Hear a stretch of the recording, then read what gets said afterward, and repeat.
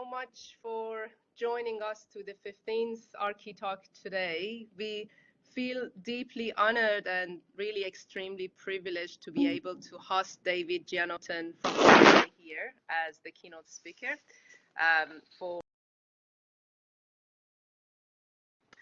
As you know, OMA is an international architecture and urbanism practice, a research and design studio that applies architectural thinking to domains beyond. OMA is led by 8 partners: Rem Koolhaas, David Gianotten, Ellen van Loon, Renier de Graaf, Shohei Shigematsu, Iyad Alsaka, Chris van Doon, and Jason Long, and maintains offices in Rotterdam, New York, Hong Kong, Beijing, Doha, Dubai, and Brisbane in Australia.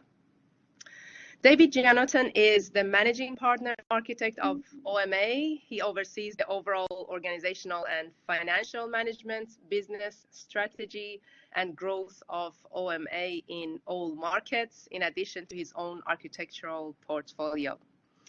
As partner in charge, David currently leads the design and construction of projects in different regions, including the Taipei Performing Arts Centre, the Prince Plaza Building in Shenzhen, the master plan of Rotterdam's Feyenoord City and the design of the new 63,000-seat Feyenoord Stadium, Amsterdam's Bajes Kwartier, which is a conversion of a large 1916 prisons complex into a new neighborhood with 1,350 apartments, and VDMA transformation of an unused site with industrial heritage in Eindhoven into a mixed-use urban hub. David has led the design and realization of the Potato Head Studios, which is a really interesting name, a resort in Bali, completed in 2020, the new museum for Western Australia in Perth, completed in 2019.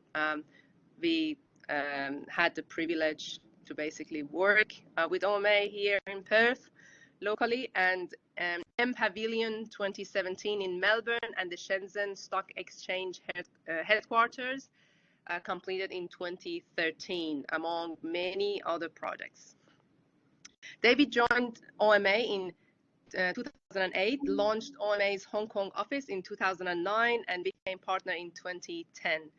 He has led OMA's portfolio in the Asia-Pacific region for 7 years. In 2015, he returned to the Netherlands to oversee OMA globally as managing partner architect. Before joining OMA, David was principal architect at SE Arch in the Netherlands.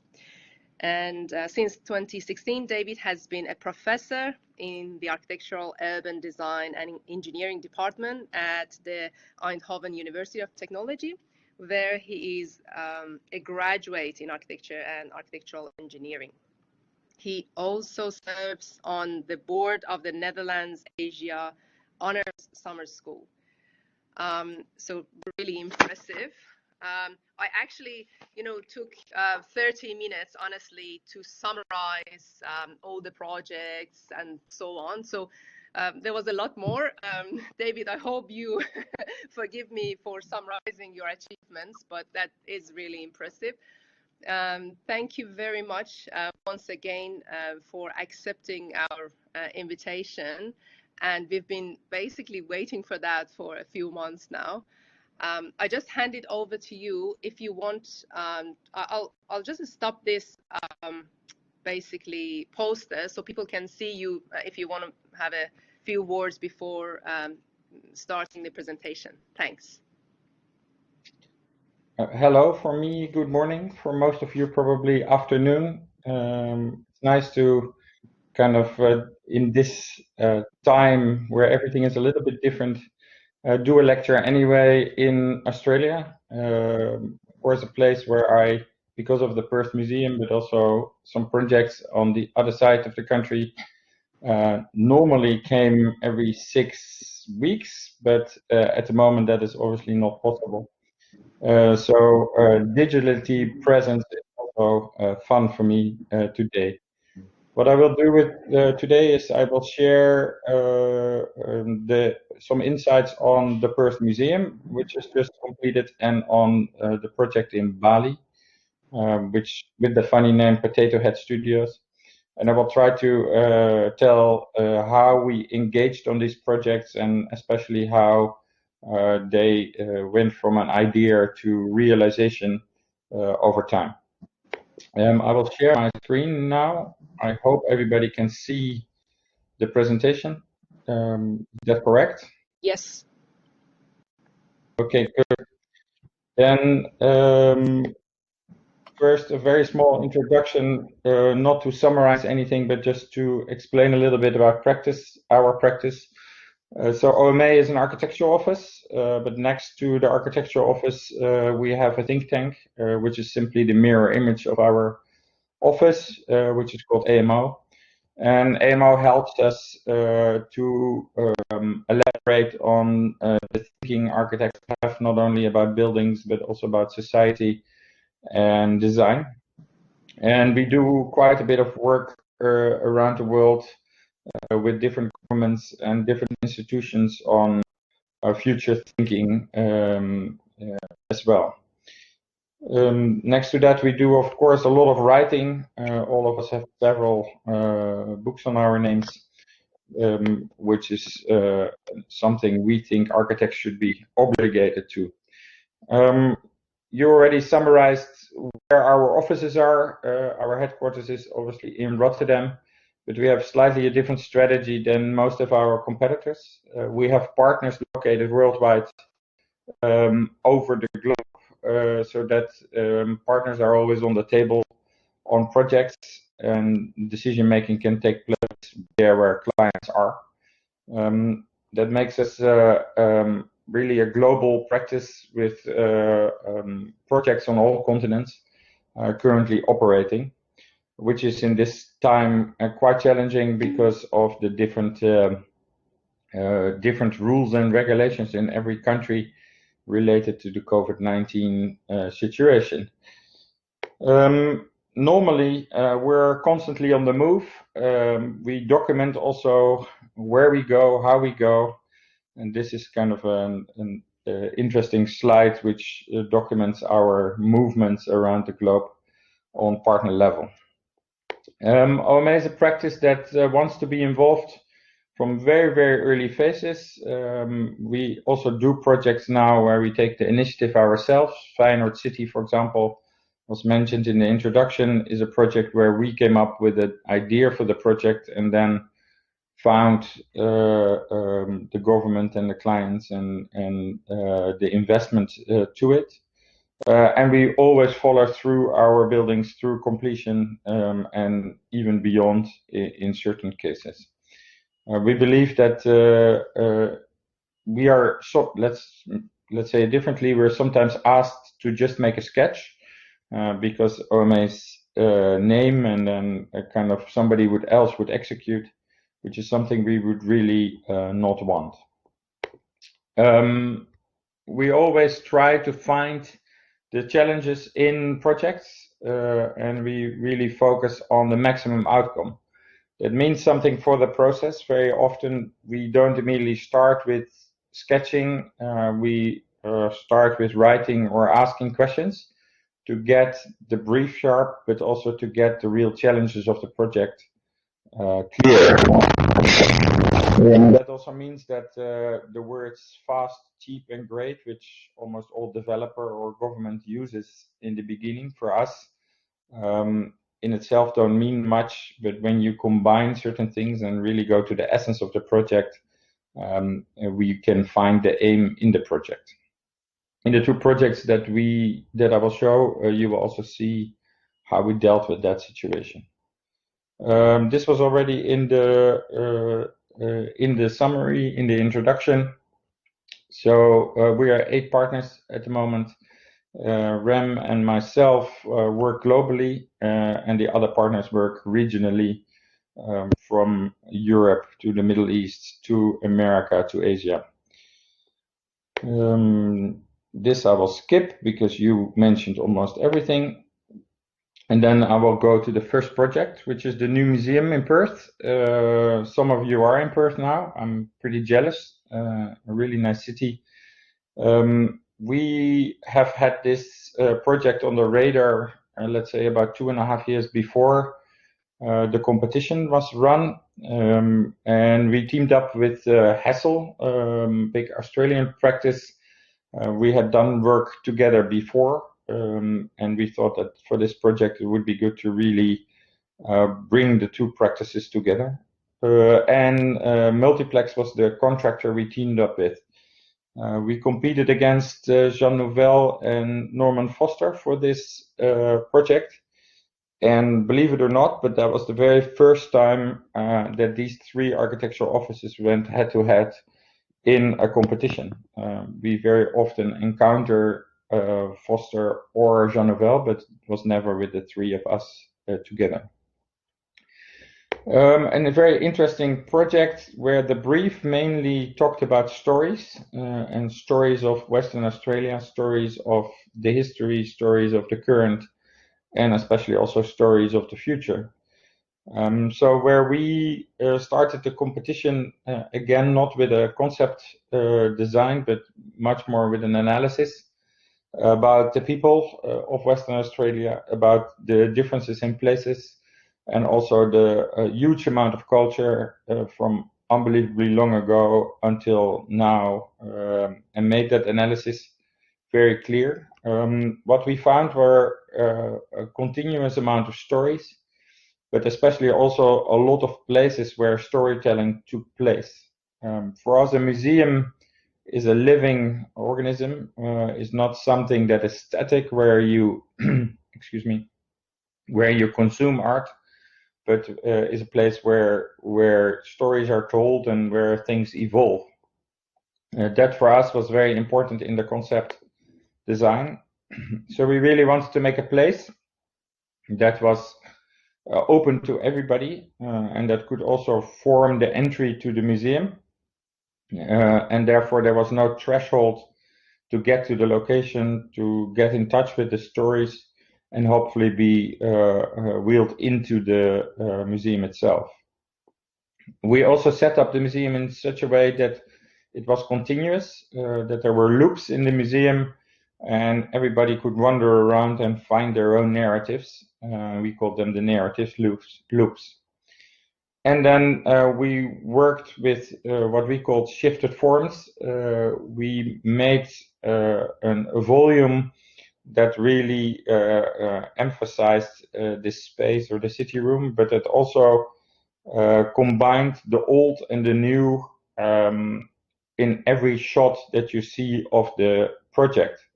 It's a very unique project in Australian context because we had to integrate 5 older buildings.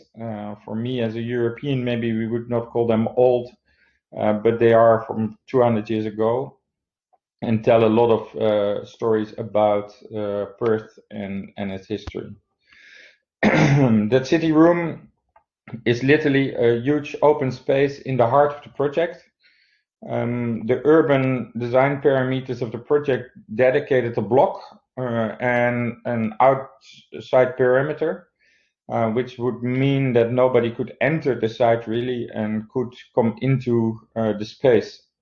By lifting up some of the exhibition spaces, we created a total open heart of the plan, where we worked with the traditional owners of the land to also bring back some of their stories in the landscape design, which is currently almost finished. The museum will open on the 21st of November to public. The shifted forms, kind of you see we had to open up that center. We lifted up the big exhibition spaces and brought them above the existing buildings, so that there was a lantern created that you could see from everywhere in the city, and that kind of could attract people to the cultural precinct on which the museum is part of. There's the library, another museum, the theater, and several other cultural institutions in the proximity of the building. And then, as I said, the narrative loops, you can also read them from the outside, and these are also kind of indicated. There's a very interesting stone in the collection of the museum, one of the oldest pieces that they have, which also constantly has this flow inside, which inspired us to it. And these narrative loops are both horizontal and vertical. The shifted forms are connected vertically, and the older buildings and the new buildings are connected totally horizontally. So that means you can wander around and go into the different exhibition spaces. So a huge amount of exhibition spaces, from going from the top, very large exhibition spaces, to inside the existing buildings, spaces that we liberated and that are completely now dedicated to exhibition. Here you see what I meant before. In the volume you always see some of the older buildings and the new build together. They're always slightly separated so that you can also read what was there in history, what has been added, but together they make the new composition, and you always see both at the same time. And here you see the composition of how we created this open heart and put the exhibition spaces together, and then the two narrative loops both horizontally and vertically together. This is the model that we had, the study model that we had during the competition, and we constantly modified it when we started working on the project. And you see here on the top the large new exhibition boxes. Here at the combined to the heart of the project, there is the exhibition space that have roving exhibitions, and then the big exhibition spaces in the existing buildings that we completely cleared for exhibition content. If you then look at the drawings, here you see that there is a full open heart in which one of the old buildings takes its position. It's the old coil or the prison, which has a negative connotation, but by showing it and by telling that story about the building and putting it in a public space, we hope that it can transform and tell the story, but can transform from a negative space to a positive space. When you go up, you see that the full heart stays open over quite a large amount of height, and there we have the exhibition space for the roving exhibitions and the big lobby where you enter the museum and where the horizontal and vertical loop starts. It also is the floor where we found one datum to connect all the older buildings together, which was quite a challenge because they were built all at separate times. They were all built at separate heights. Except for this second level, there was just a deviation in height of about 30 centimeters. So we were able to connect them by different gantries and hallways. And then if you go all the way to the top, above the existing buildings, you see that there are the large new exhibition spaces that have the content of the different collections of the museum inside. And then on the top, we have the large exhibition galleries, one which is called the CTBUH Gallery, that will be completely dedicated to the future, and then a large exhibition space that is related to the current. And if you then look at how it is positioned in the city, here at the back you see the downtown of Perth. You see, of course, the beautiful water and the connections into downtown. And then you see the build-up of the museum with the existing buildings on the front, and going higher with the shifted forms and the city room in the middle. It really became a lantern, and I will explain a little bit later how that is done. Here we see the elevation, which on one side is really dominated by the existing building, with above it the new build, and on the other side by the huge opening, the city room, and around it the existing and the old building. If you come from the cultural precinct, this opening and city room is very present, and kind of can be seen in one go. And on the other side, when you're a bit higher in the city, you also see immediately the city room and the opening. From the surrounding buildings, you can see into the city room currently. There was obviously a long time events, and here you see how big that space is, and that we opened up the new build, but also the old buildings, and I will say something about it later, into the city room so that people from the outside can see what is happening inside. And here you see also the respect we paid to the older buildings by going over it with the new and actually framing it in the composition of the building. When you come into the cultural precinct from downtown, it's a very green area, which is beautiful. These trees were planned to go because of the new build. We kept them, and as you see above it the new lantern becoming visible, which really draws people to it. And then when you are in the green area, you will see the building unfold. And this is a picture that I took just before delivery, where the scaffolding is still on the old building, but you can already really see this layering of the old and the new. A big question mark is obviously how do you deal with heritage and how do you make it ready for the next decade?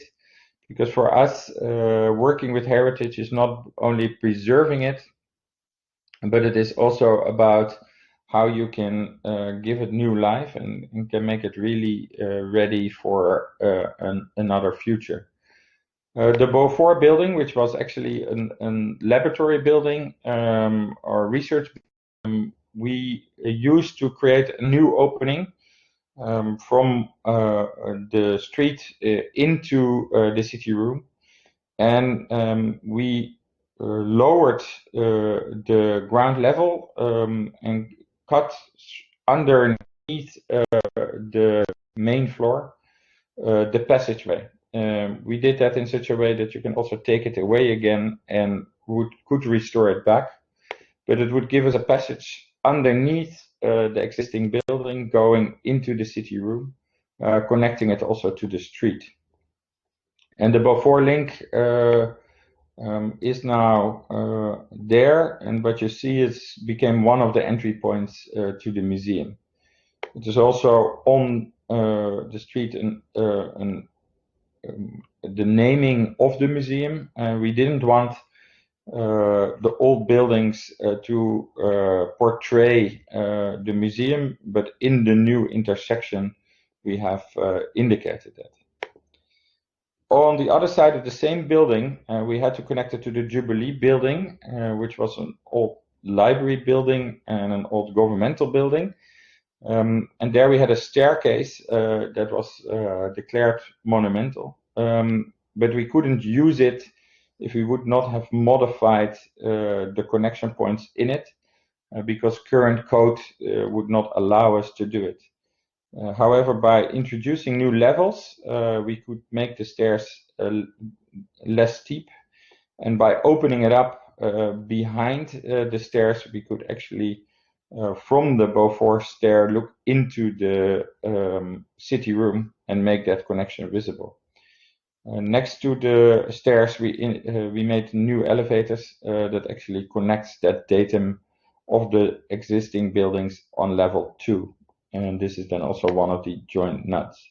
This is a picture from just before the delivery of the building, where you can see that we have modified the stairs but have kept it completely.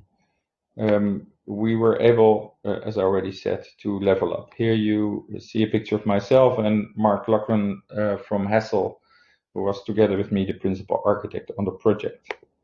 On the Hackett Hall, which was a parliament building and also partly a library building and also partly later on already part of the museum when it was hosted in the existing buildings. We opened it up completely at the back to the city room, so that you can look into the Jubilee and see on the different levels what is happening. We did that in such a way that we kept the full gantries that are of monumental value, and we introduced a complete new window in front of the facade that we took out, so you can put it back later on if you want.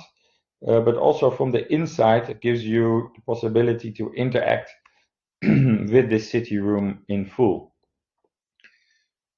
Last heritage element that I wanted to highlight is in Hackett Hall there are these beautiful lanterns that have even the old pressed metal ceilings.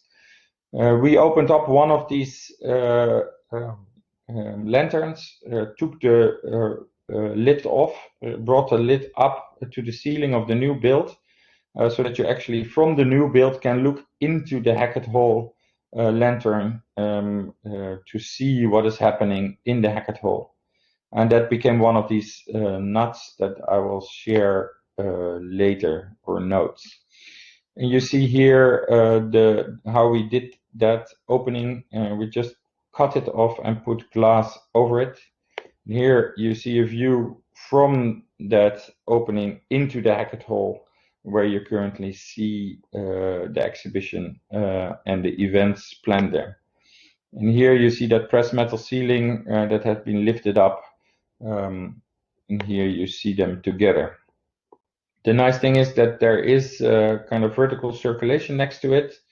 I will say something about that later. But what is interesting, when you walk this stair down, you see into the Hackett Hall, so you really get the full depth of the new build and the existing building from top to bottom when you move around. The envelope of the building, or the facade, was also a very important element where the existing buildings are extremely rich. We wanted to make the facades of the new build more neutral and actually play with the light condition inside. This museum has a lot of artifacts that actually can be exposed to daylight, so you have daylight into the museum, which is quite interesting. And we wanted to make the movement of these narrative loops clear. So you see that there are different elements, a total neutral facade on the exhibition boxes, and then especially the circulation spaces get expression. You have the veil, that is kind of where the exhibition boxes are, where we filter the light into the exhibition spaces. Then we have metal screens in front of the glazing, because obviously the climate in Perth is quite warm and sunny, and we sometimes have to control how much light and heat comes in.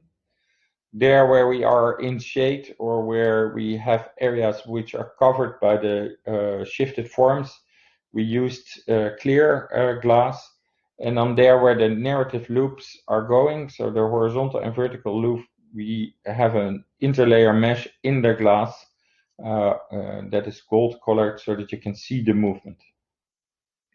On the roof, there are huge structures that are needed for the big exhibition elevators, but also for all the maintenance, and we have given them a mirror finish so that you almost don't see them.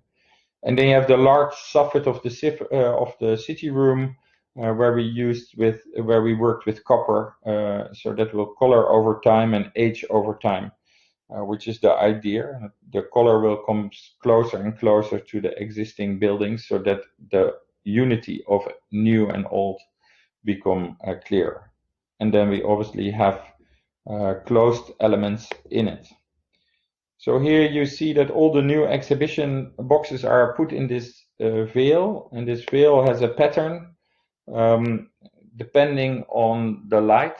It has a champagne colored substrate at the back, and then it has patterns that are coming from the old building, for example from the staircase, and they have been made more or less transparent depending on the direction of the light.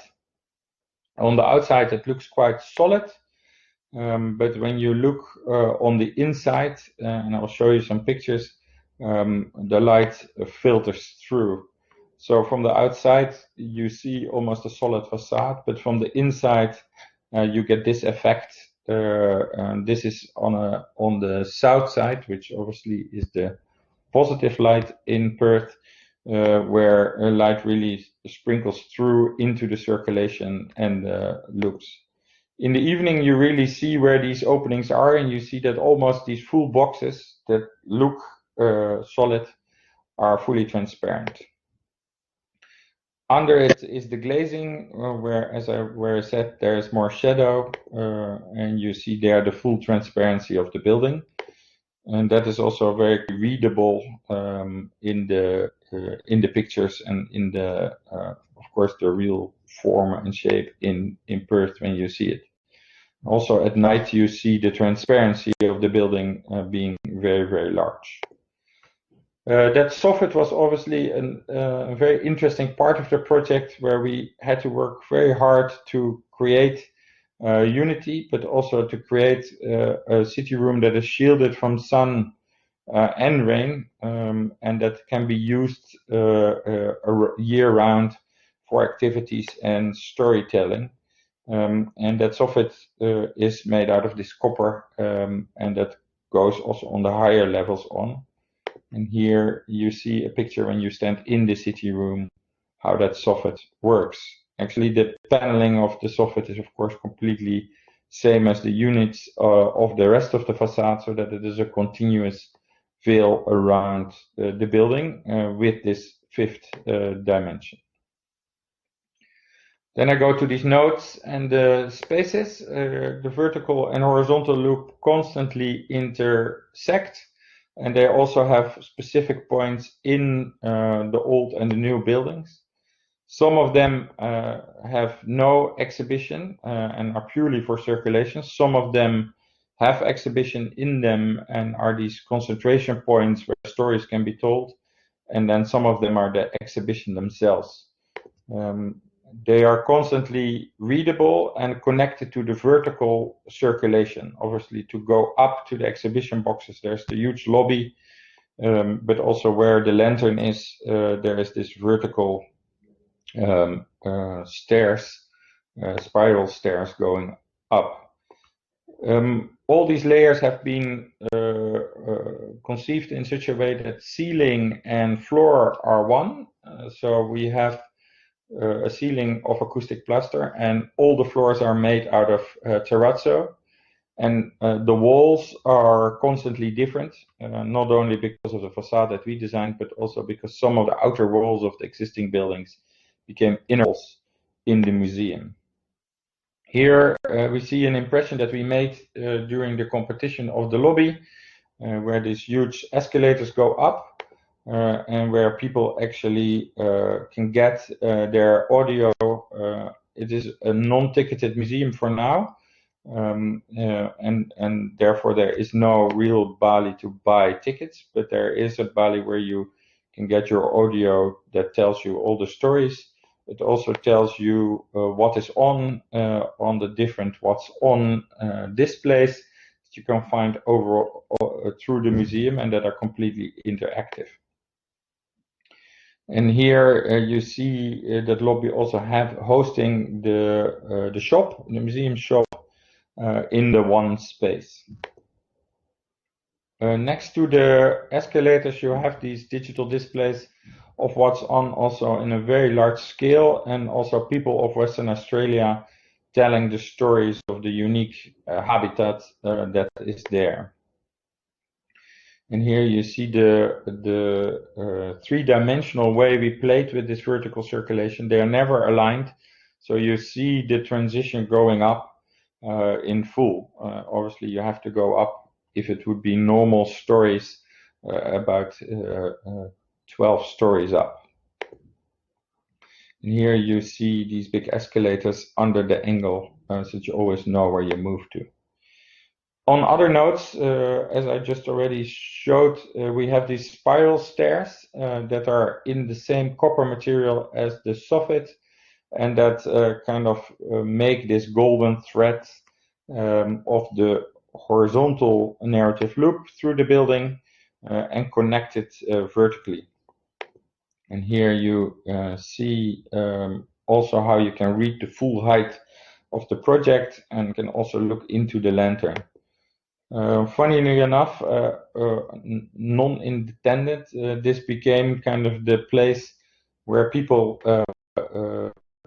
come, where also when the minister took the building of delivery, all the ceremonial events.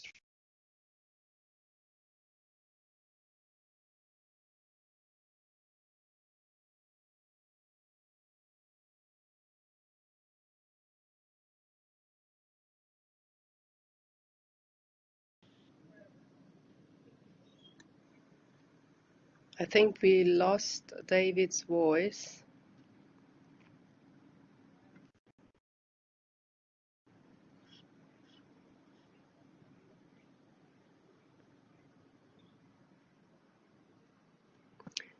We might just wait for a few minutes till David can log in again. I think he is out of Collaborate Ultra session now. Yes, Lee. Am I still there? Oh, great. You're back, David. Yes, we lost your voice for a few seconds. Okay. Sorry. I don't see the presentation anymore now. So that is.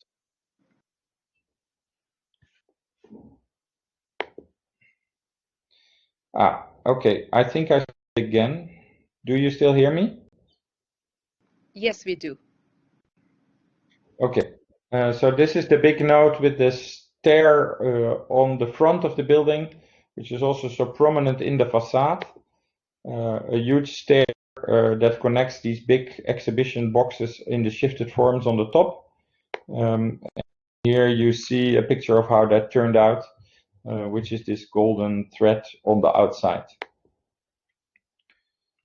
The hall is an exhibition space, but there's also a space that is used for events.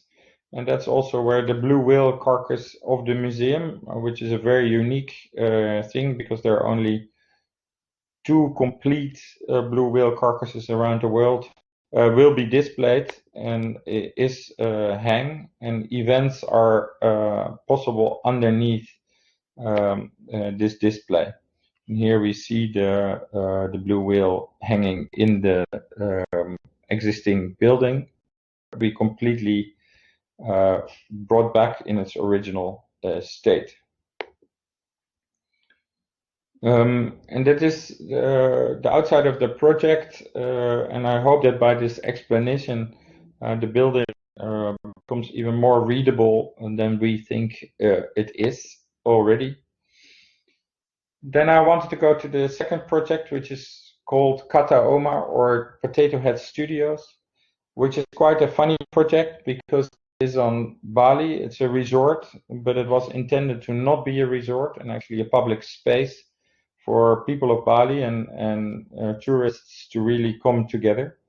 It's the client is an Indonesian man of 34 years old that really wants to create an impact not only for tourists but also for the people of Bali. We were asked as the architects to do this, and the interesting thing is that was the swear word for the Dutch when we were the colonizers of Indonesia. And then he asked the Dutch architect to make his design, which was quite funny. And the project was called Kata Oma, for a long time, which actually means Oma says, and Oma in Dutch or Indonesian means grandmother. So it's another funny coincidence for the project. It's in Seminyak, near Denpasar, the main city of Bali. And it was a site where there was a lot of green that was untouched, and where there was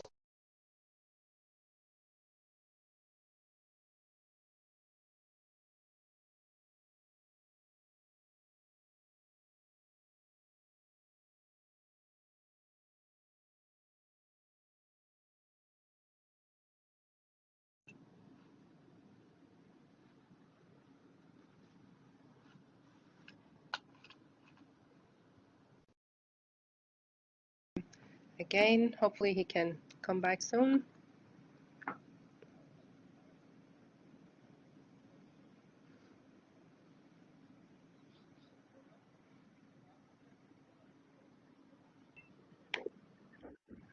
Hello? Hi, David. You lost me again, I think, or not? Yes.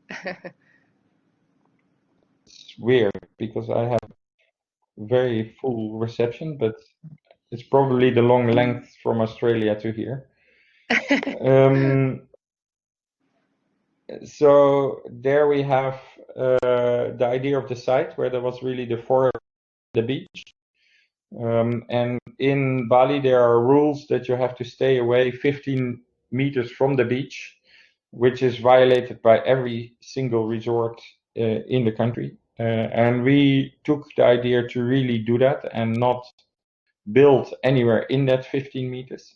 And we also really want to keep the forests, which meant that we had to lift up the project for a big part to above it.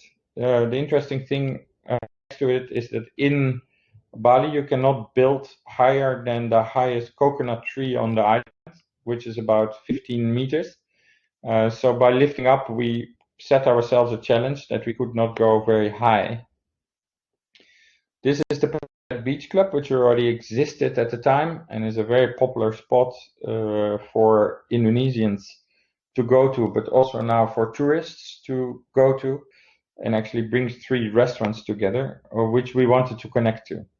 And then the same client already had a hotel in the back that we also had to connect to. We created the concept of the cultural village together with this. There are many typologies of resorts, but as I said already, they're all in gates. They are almost like gated communities for the tourists, and the life inside is very different than the life outside of Bali. We wanted to really kind of merge these two things and actually create a huge public space that is constantly programmed. Because Bali also is the place where there are a lot of festivals and events, and especially Indonesian festival events, because of the combination of different religions on the island. There is a lot of different activity related to music, art, and also kind of debate. So came up with a program of rooms, and we said we want to put the same amount of space as a public space, and we called it a platform that can constantly be programmed, and that goes over with the resort program, so that everybody that can freely go to the platform, there are no gates, you can go there at any time, can also connect to all the functional program of the resort, and the rooms are an addition to it. In other words, it's really a cultural hub where all these events now take also place. The program crossovers are a lot. I will not go into detail, but what you see is that by having both Indonesians and tourists being here, there's a complete different atmosphere and exploration of culture.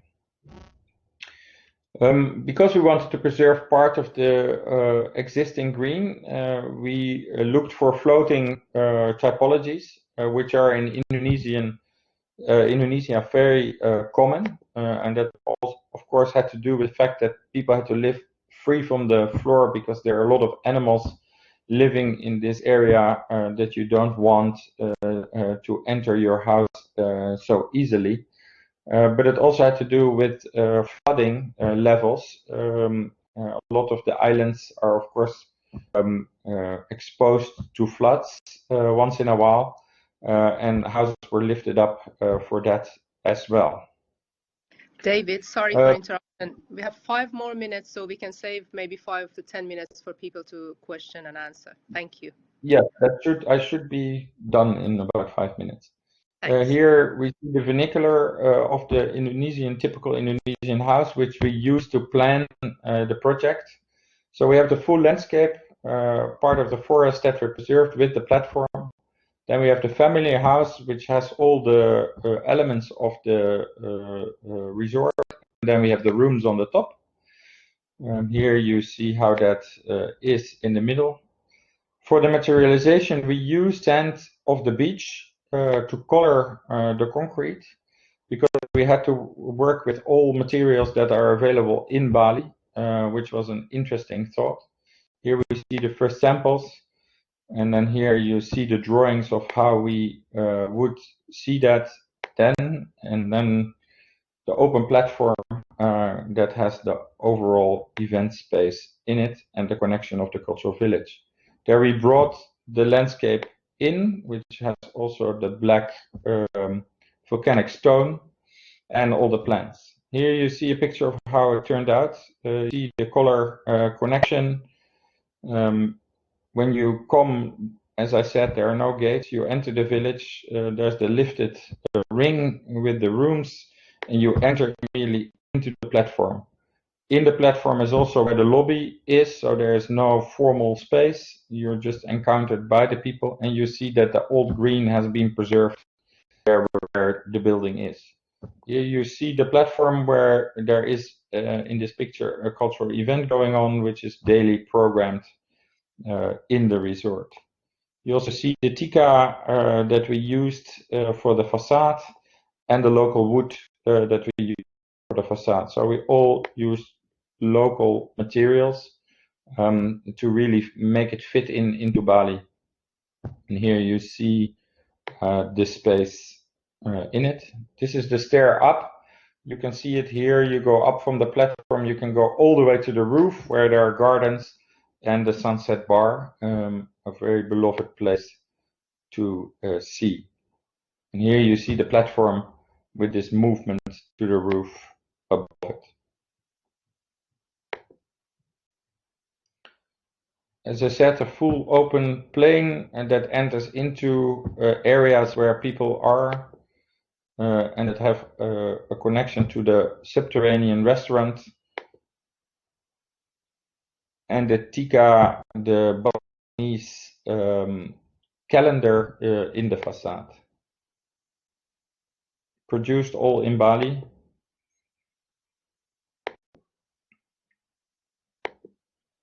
The reception area, as I said, is not a formal space, just informal, encountered in the platform. And there are some shops next to it that sell music and local products, all local produced by Balinese. And then underneath this ring, there are several spaces for these cultural events.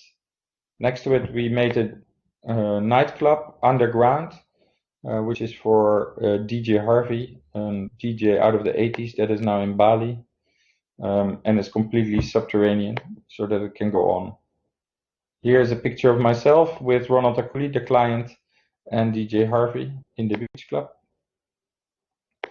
The restaurant is subterranean and only serves plant-based food that is grown on the roof, and is a quite interesting space where light comes from the top.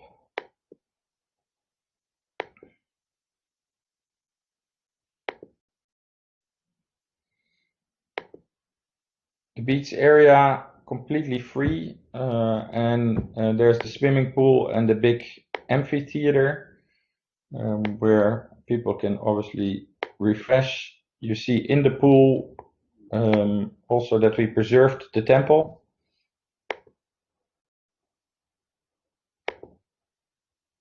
And then the big amphitheater for the events. Here a picture of an event going on at night. Traditional music together with modern music.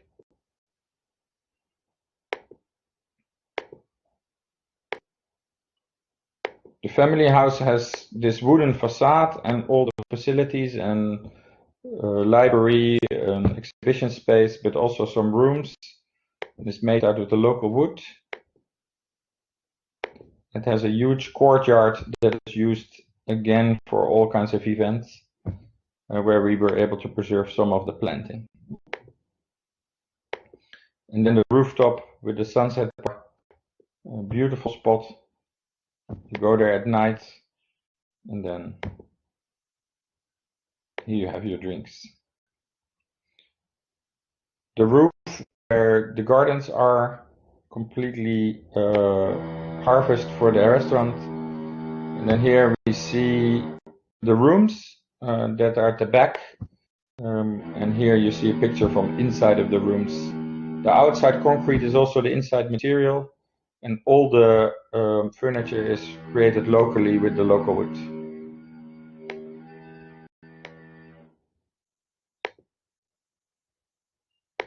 View outside.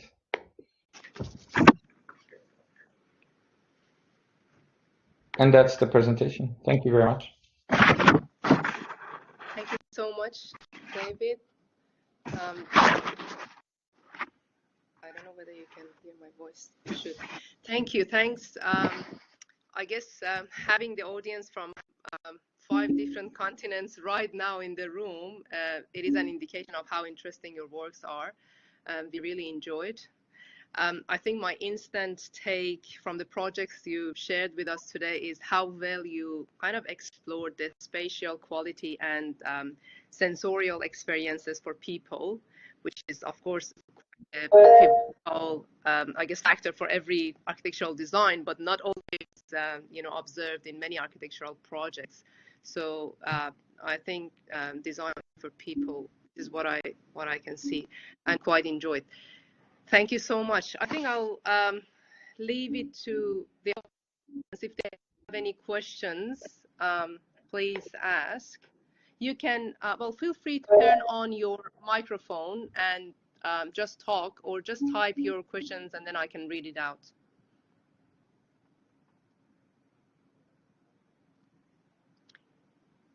Yes, you can have access to the recordings. In a week or so, we will launch our ArchiTalk website. So if you just Google ArchiTalk, you'll have access to the recordings. I mean, all the ArchiTalks previously. Any questions?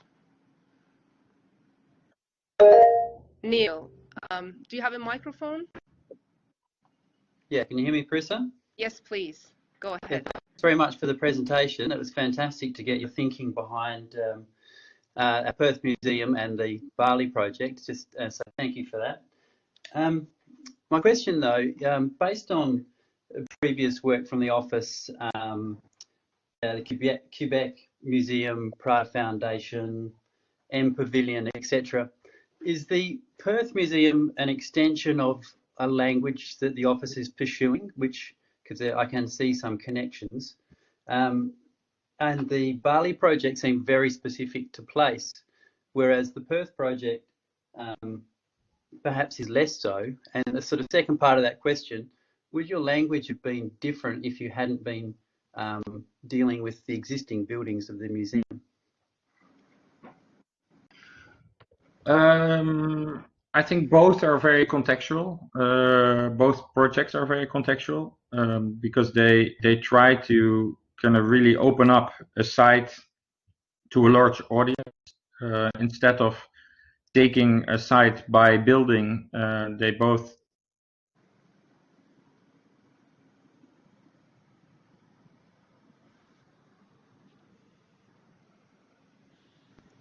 The typology in the office is constantly under discussion, and you take elements of what you have explored before for the new project and build on that. In that sense, there is a story in the museums of OMA from going from ZKM to Perth Museum, and we're also planning now 2 other museums. So that's a continuous thread in the typology.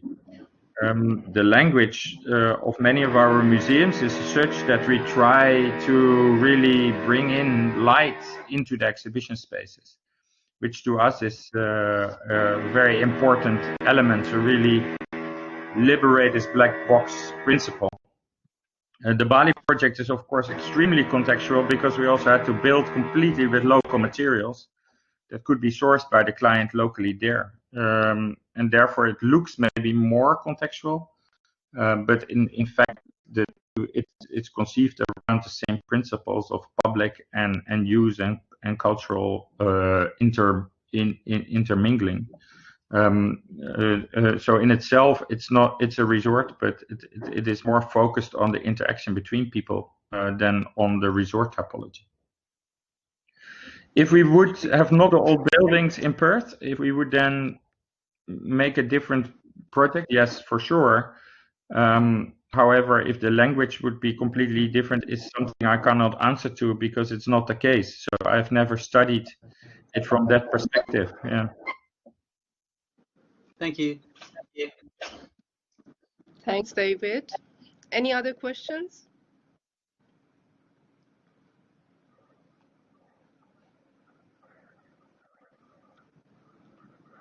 Any other questions, anyone? I think I have one.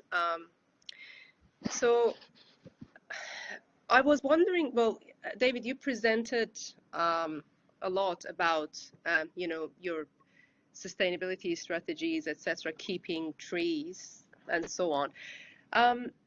But I was wondering if you have a particular agenda, you know, at OMA to mitigate the adverse impact of the buildings you build or rebuild environmentally and sustainably. So do you at OMA have a particular standard? Yes, we have. We cannot use one standard all over the world. That's a kind of obviously an impossibility, because every country has its own agenda on this. One of the things for us that is crucial is that we see sustainability as a natural aspect of building and not necessarily as a marketing tool, which is also very often we see it in technical solutions, but we also see it in trying to respect what is there and trying to source as locally as possible. Another strategy that we currently have is reusing. Kind of more than 60% of our portfolio currently has an existing building involved, and we're trying to reuse this for 100%. And that's not always possible because of asbestos or any other non-sustainable materials that we have to take out. For example, the prison conversion that I'm currently doing in Amsterdam, for 60s prison, we are using 98% of the material, also of the buildings that we're demolishing, back into the existing. So we have a concrete factory more or less on site, making from the old concrete granulate to really use it again, to even use the steel bars again. So for us, it's not necessarily a greening strategy or a readable, sustainable strategy, but very context-based and trying to be very responsible with the material we have and very responsible with the harvesting we can do. We always use try to use in the countries the highest possible standard and try to push our clients into investment for that. For example, the Shenzhen Stock Exchange is fully glazed facade, has these solar cells in it, and is completely off the grid.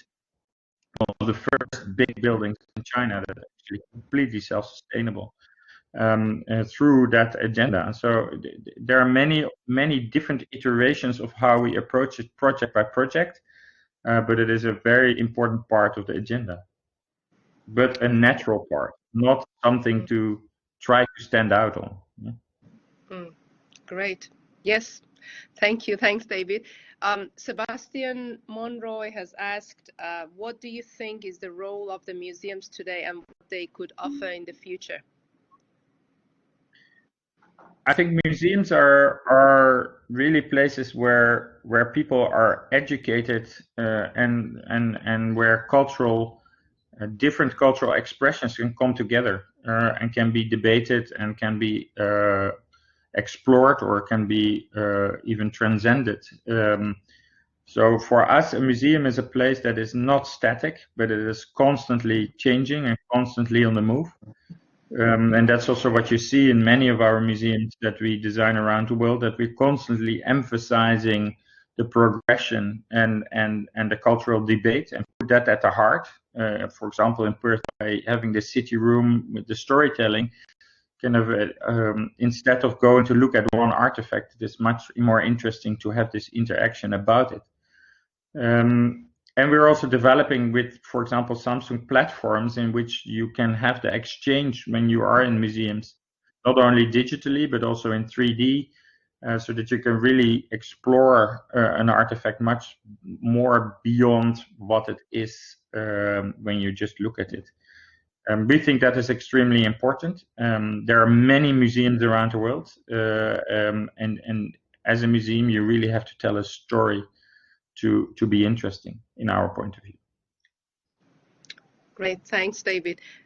Just the last question, because it's 2 minutes past. How would you explain the use of philosophy and ism theory, such as brutalism, in these projects? This is a question by Mean King. Yeah, the ism is of course based on the book Bigness. Kind of what for us is important is that we always try to create or come up with a very linear approach. So, for example, in Bali, the materials we had to use to build the building are also the finishes. It's in that sense very brutal, but very different in the reading of the project. For Perth, one of the real elements was to really connect everything and do that in such a way that this connection would be very, very readable and therefore for everybody immediately understandable, which was a very radical move. You could also kind of simply be very delicate and use every circulation that is already there, but instead we really made this datum and made it extremely radical. So we always have these elements in our buildings that are brutal or radical or very readable, so that people don't wonder what your intent is. We think that buildings should be readable in 1 or 2 glimpses, and therefore the use is very natural. Thank you. Annette, do you want to turn on your microphone if you have one, or do you want me to read?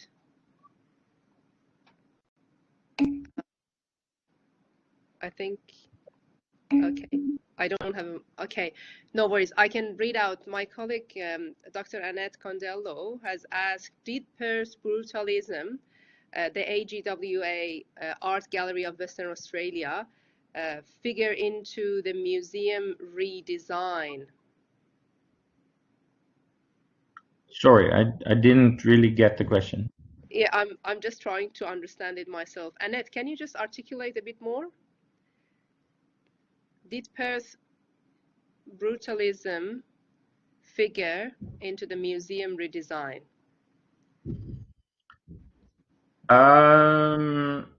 No, it's more radicalism. We took some radical steps, for example, lifting up these volumes up to the top. They were very radical, but then we made them really refined in their expression. So maybe not a translation of Perth's brutalism, but much more taking a few radical decisions that would fit in the tradition of the city. Because the city was, of course, grown over a few centuries, but with quite radical decisions all the time. We tried to build upon that, but it was not kind of meant as a brutal project. No. Okay, thank you so much. Thanks, David. I think we need to close the session now. I would like to thank you again for your time and really insightful and informative presentation. Sorry for the short time framing. I know that, well, you had lots of slides that you needed to basically summarize, but that No, was totally fine. on board. Thank you, David. No worries. Thank Thanks you. everyone for joining us. Just letting you know, actually, it might be interesting. We had participants from Dubai, Sydney, Melbourne, Athabasca, Vancouver, Canada, Germany, Cape Town in South Africa, and so many other places. So, well, thank you. Everyone really were interested in your works. We'll be following you anyway through the websites. Okay, good. Thanks, David. Thank you very much. Have a great day. Okay, bye-bye. Bye.